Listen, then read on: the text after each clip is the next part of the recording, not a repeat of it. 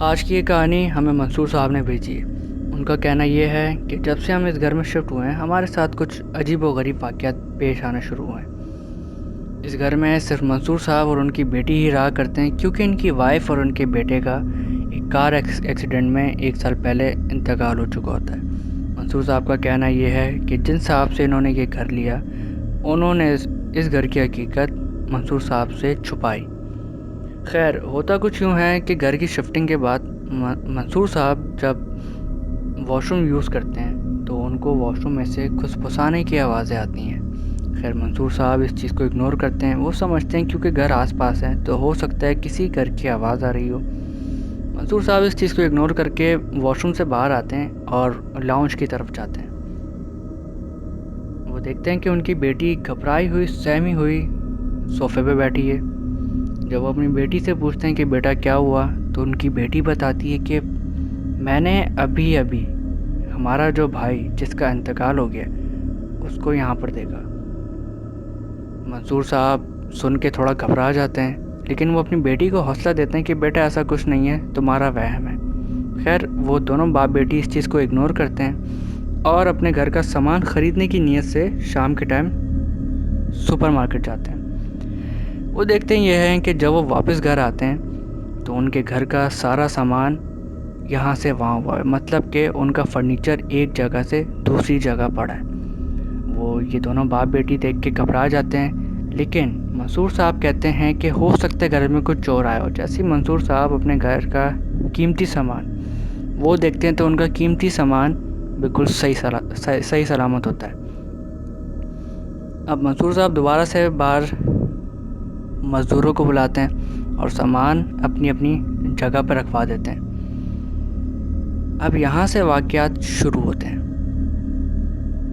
اسی ہفتے میں منصور صاحب اور ان کی بیٹی رات کے اوقات ڈائننگ ٹیبل پہ کھانا کھا رہے ہوتے ہیں کہ اچانک سے کوئی ایسی چیز جو ان کو دکھ نہیں رہی ہوتی وہ ان کا سارا کھانا اٹھا کے پھینکنا شروع کر دیتی ہے ان کی آنکھوں کے سامنے۔ کانچ کے برتن سارے زمین پہ پھینکنا شروع کر دیتی ہے، سب ٹوٹنا شروع ہوتے ہیں۔ منصور صاحب اور ان کی بیٹی دیکھ کے گھبرا جاتے ہیں اور منصور صاحب کی بیٹی زور زور سے چیخنے لگتی ہے۔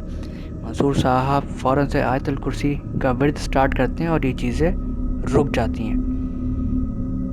خیر، منصور صاحب اور ان کی بیٹی بہت پریشان ہوتے ہیں۔ اب ان کو یقین ہو جاتا ہے کہ ہو نہ ہو گھر میں کوئی نہ کوئی مسئلہ ہے۔ خیر، منصور صاحب اس بارے میں کافی پریشان ہوتے ہیں اور اسی رات ان کے اور ان کی بیٹی کے ساتھ یہ واقعات پیش آتے ہیں کہ منصور صاحب اور ان کی بیٹی جب اپنے اپنے روم میں سو رہے تھے تو ہوتا کچھ یوں ہے کہ کوئی ان کی چادریں پکڑ کے کھینچ دیتا ہے زور سے، اور کوئی ان کو بستر سے دھکا دے دیتا ہے۔ یہ واقعات ان کے ساتھ ایک مہینے تک رہے، لیکن یہ دونوں باپ بیٹی ایک دوسرے کو نہیں بتاتے تھے۔ باپ اس لیے نہیں بتاتا تھا کہ میری بیٹی گھر میں اکیلی ہوتی ہے، کہیں وہ ڈر نہ جائے، اور بیٹی اپنے باپ کو اسی لیے نہیں بتاتی تھی کہ فادر سارا دن جاب پر ہوتے ہیں تو وہ میرے لیے پریشان رہیں گے۔ اب ایک دن ہو گئی حد۔ اب وہ حد اس طریقے سے ہوتی ہے کہ منصور صاحب جیسے ہی گھر آتے ہیں تو وہ دیکھتے ہیں کہ ان کی بیٹی لاؤنج پہ صوفے پہ سوئی ہوئی ہے، لیکن وہ جب بیٹی کو اٹھاتے ہیں تو بیٹی اٹھتی نہیں ہے۔ وہ فوراً سے اپنی بیٹی کو ہاسپٹل لے کے جاتے ہیں۔ وہاں پر اس کا علاج ہوتا ہے، بیٹی ہوش میں آتی ہے، تو اسے جب وہ گھر لے کے آ رہے ہوتے ہیں تو وہ اس سے پوچھتے ہیں کہ بیٹا کیا ہوا تھا، تم بے ہوش کیوں ہو گئی تھی؟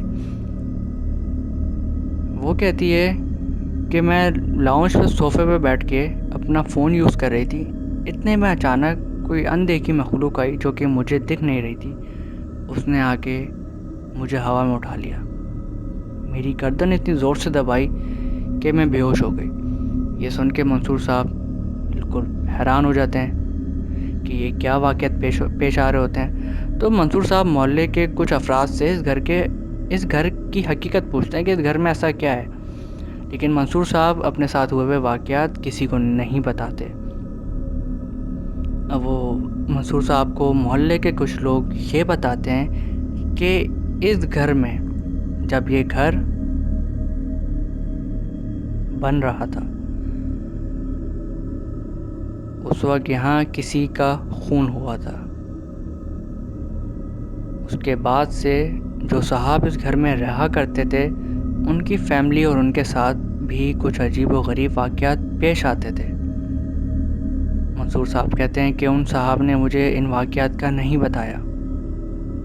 خیر، منصور صاحب کسی عالم کو اس گھر میں لے کے آتے ہیں اور اس گھر کا معائنہ کرواتے ہیں، تو وہ عالم ان کو کہتا ہے کہ جلد سے جلد جتنا جلدی ہو سکے آپ اس گھر کو چھوڑ دیں، نہیں تو یہ آپ کے لیے اور آپ کی بیٹی کے لیے نقصان دہ ہوگا۔ خیر، منصور صاحب کے پاس نہ تو اتنا اماؤنٹ ہوتا ہے اور نہ تو کوئی اس گھر کو خریدنے کے لیے تیار ہوتا ہے۔ منصور صاحب مجبوری میں اس گھر میں رہتے ہیں۔ اب واقعات اس حد تک بڑھ گئے تھے کہ ان کے سامنے رکھی ہوئی کیتلی وہ ہوا میں اڑ جاتی تھی۔ ان کا فرنیچر ان کی آنکھوں کے سامنے یہاں سے وہاں ہوتا تھا۔ یہ دونوں باپ بیٹی کافی گھبرا گئے تھے اور اکثر و بیشتر تو یہاں تک ہوا ہے کہ سوتے میں کوئی ان کو زوردار تھپڑ مار کے اٹھاتا ہے۔ اب واقعات اپنی حد سے بڑھ گئے تھے۔ ہوتا کچھ یوں ہے کہ منصور صاحب اور ان کی بیٹی کو کوئی شخص اور عورت اس گھر میں گھومتی ہوئی دکھتی ہے۔ اب جب بات یہاں تک پہنچتی ہے تو اب ان دونوں کو سمجھ میں آ جاتا ہے کہ اب یہاں پر رہنا مناسب نہیں ہے۔ منصور صاحب اور ان کی بیٹی جب سوچتے ہیں کہ ہم اس گھر کو چھوڑ دیتے ہیں آج، تو ان کو گھر میں آواز آتی ہے کہ اب تم یہاں سے نہیں جا سکتے۔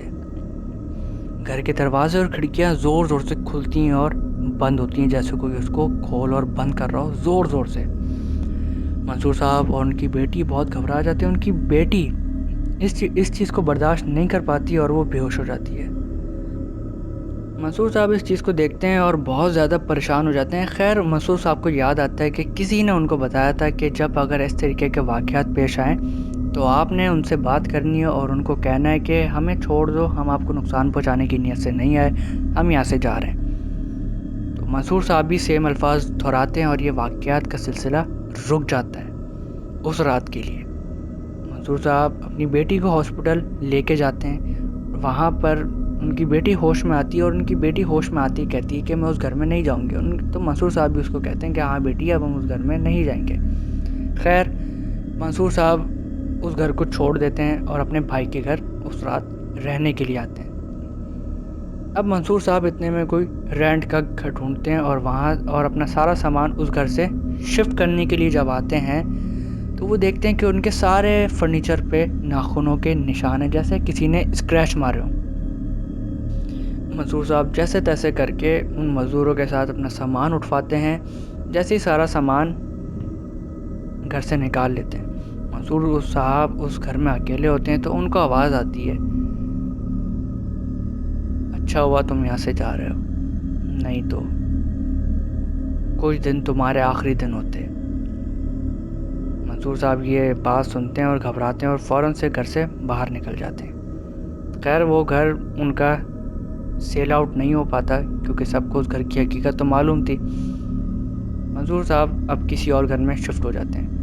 خیر، منصور صاحب اپنا وہ گھر دیکھنے کے لیے بار بار اس محلے میں آتے رہتے ہیں۔ تو محلے والے ان کو کیا بتاتے ہیں کہ تمہارے اس گھر سے اکثر و بیشتر چیخنے اور چلانے کی آوازیں آتی ہیں اور کھڑکی اور دروازے خود بخود کھلتے اور بند ہوتے ہیں۔